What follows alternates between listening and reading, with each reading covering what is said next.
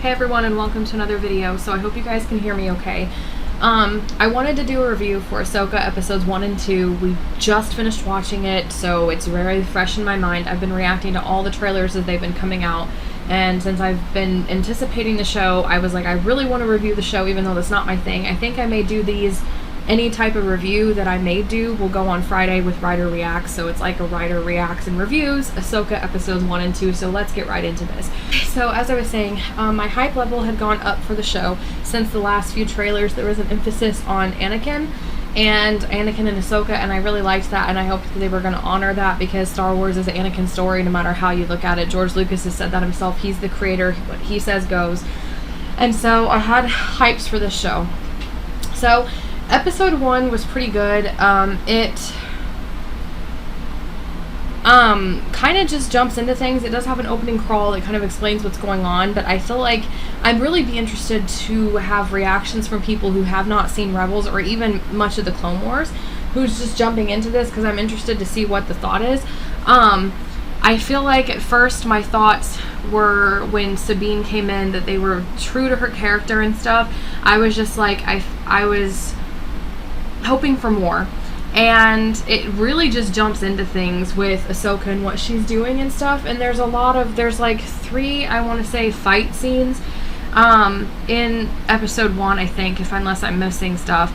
So for me, Episode 2 slowed down a lot, and like there was this strange like subplot or plot line that had to do with Sabine and Ahsoka, and how Sabine was like, oh, should I go back and should I go back and be trained by her? And then Ahsoka like, oh, should I train her? It was like Hera talked to Sabine, Hera talked to Ahsoka, Huyang talked to Sabine, you know, and there's just like everybody's talking to everybody about this subplot on whether they should train, and it really slowed the pacing down, and frankly, I do not care. To me, it seems like a weird pairing in anyway, because while Ahsoka and Sabine may have had scenes together, they don't really have this deep connection, and it's like they don't explain that connection or where it came from or why. And then I feel like it's off for Ahsoka's character to take an apprentice, because she's like, you know, she left the Jedi Order, they did what they did, she doesn't count herself as a Jedi, and so to be training somebody in the Jedi arts, if you will, feels off character to me. And I mean, maybe she had a change of heart and went through some development, but I feel like there's not a whole lot of emphasis. Ahsoka is very present, so that was good, because like the Book of Boba Fett was good, but like Boba got kicked out of his own show.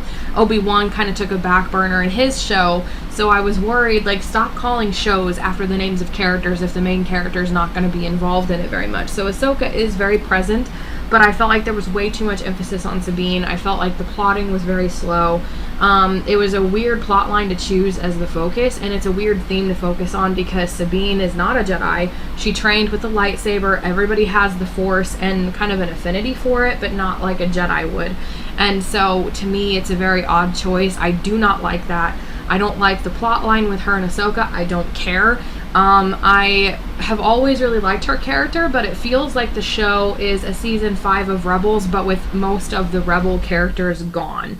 Like, Ezra's gone, Kanan's gone, Zebelios is elsewhere, which he made an appearance in the Mando season 3, so I'm like, why won't you just have him be with Hera whenever she comes into play in the scenes? So there's like Hera and Chopper and Sabine, and that's really it from the original show, like the core group. And so it's like missing most of its characters that made the show what it was. Which Kanan's was a good choice, and Ezra was a good choice to end the show with. But now the show's not over, and it's just like a weird, so that just kind of leaves it feeling very empty and like very blah, to be honest. Like, I actually feel like it was, on excitement level, I feel like it was the same as Book of Boba Fett for me, and I was not hyped for Book of Boba Fett at all because Boba Fett's not a character I care about, and I liked the show. It was just a good show. It was just a good show. The Mando episodes got me hyped. The ones with Luke and Grogu and Ahsoka, super good. The best of the series. I was so hyped on those. But the rest of it was just okay.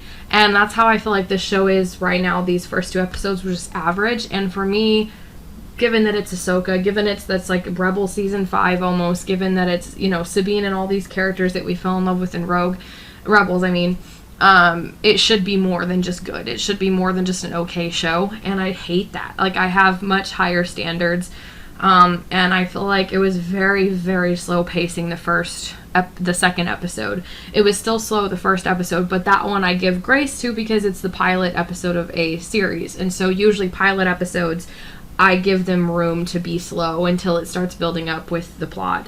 So episode 2 should have picked up, and it didn't.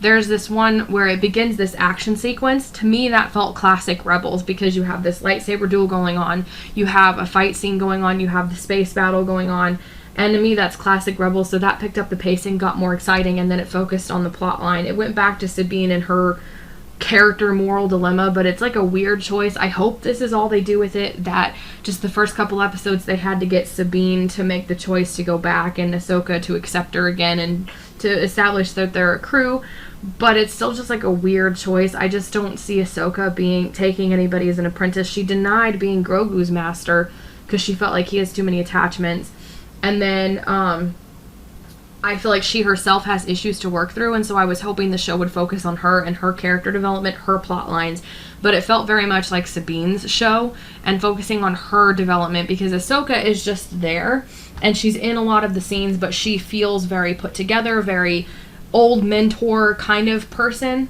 and so the one with the character arc and the one with the dilemma, the one with the choice is all Sabine. And to me, it's like, this is Ahsoka's show, so she needs to be the one to develop. She needs to be the one with the character arc, not just the non-changing, wise mentor in the background that's in every scene because she's guiding the whole thing. To me, Sabine was not the focus and should not have been the focus, and it was. And like I said, she's the one with the character arc so far. I hope it changes. I hope it gets better. I hope it gets more exciting. There was nothing that really pulled me in as overly hyped or overly excited, but trust me, we were squealing. We were eating popcorn and candy, and we were super hyped for this. And it just was a complete downer. Like, it was a very letdown.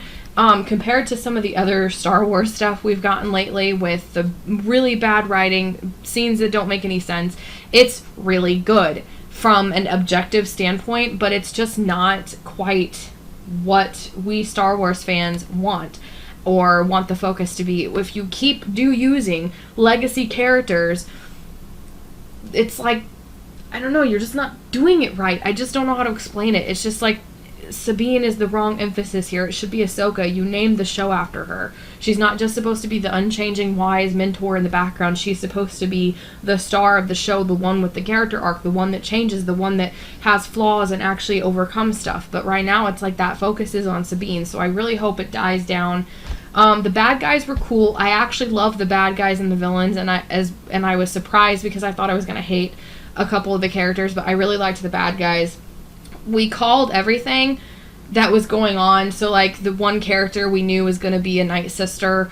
And so it was very kind of predictable. These first 2 episodes, I was like, oh, yep, that's going to happen. Oh, yep, she's going to be a Night Sister. Like, it was pretty predictable. And I'm calling it right now. I think they're going to have Merrick either going to be Ezra, which I hate, by the way, because I don't want him to turn to the dark side and have this whole arc that we didn't know about, like, why he turned without us knowing and, like, what happened to him. But it would be cool if it was the woman who framed Ahsoka, the woman who, I think she framed Ahsoka or something, but she was kind of a rivalry of Ahsoka in the Clone Wars, so that would be cool if Merrick was her. And for the love of everything Star Wars, put Hayden Christensen in here, let him be a Force ghost talking to Ahsoka, give us a Clone Wars flashback, give us some Anakin Ahsoka moments, please. Like, he was mentioned one time in these 2 episodes, which a lot of the clips from the trailers came from these first 2 episodes. So it's like, come on, guys, like, what are you doing? This is Dave Filoni, you should know what you're doing. It better get better, that's all I'm saying. I would probably rate both episodes 6 out of 10. The fight scenes and the ending of the second episode with the fight scenes and the bad guy plot line would probably be a 7 out of 10 for me. Everything else, the slow pacing, the over-focus on Sabine, the Sabine Ahsoka apprentice master thing, that's terrible. It's like 3. It's just like, stop giving everybody the Force. Sabine is fine as a Mandalorian. There's no reason at all to give her the Force. She doesn't have the Force. She knows how to fight with a lightsaber and a sword and the Darksaber. And she was able to wield the Darksaber. But, like, keep her as a Mandalorian. She's cool as it is. She has a lot of gifts and skills already. And it's like, now you're getting into Mary Sue territory where she's like, oh, she can do everything. Now she has the Force. So far, she hasn't used the Force. But it's I don't want them to go that route. So overall, 6 out of 10, very underwhelming. I hope it gets better. That's my review, of Ahsoka episodes 1 and 2. I hope it gets better. I'll see you guys next week. If you liked this video, please give it a like and subscribe for more writing and reading videos every Monday, Wednesday, and Friday, including my writer reacts and reviews videos every Friday. And in the meantime, if you want to watch me get hyped for something, then check out this trailer of Ahsoka. I lost my mind. I completely freaked out and fangirled harder than I ever have on this channel before, so you don't want to miss it. I'm a lot more excited in that one.